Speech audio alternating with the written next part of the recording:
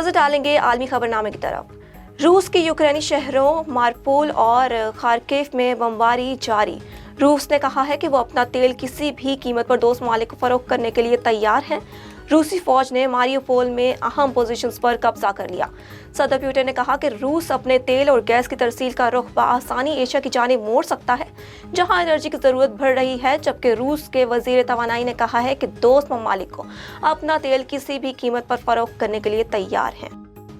मस्जिद अक्सा पर इस्राएली security forces का धावा, दर्जनों जख्मी, बड़ी तादाद गिरफ्तार। इस्राएली सिक्योरिटी फोर्सेस ने जुमा के दिन बैतुल मुक़द्दस मस्जिद पर धावा बोला और अंधाधुंध वहां मौजूद अफराद को तशद्दुद का निशाना बनाया, जिसके नतीजे में कम अज कम 152 फ़लस्तीनी जख्मी हो गए हैं, जबकि लोगों की बड़ी तादाद को गिरफ्तार भी किया गया है।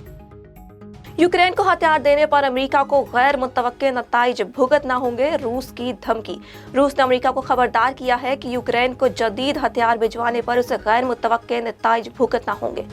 रूस के मुताबिक इन हथियारों की फराहमी जल्दी पर तेल डालने के मुतरादिफ है। यूक्रेन को इंतहाई हसास हथियार भिजवाने पर रूस ने एक सफारती मरसले के जरिए अमेरिका और नेटो को खबरदार किया है।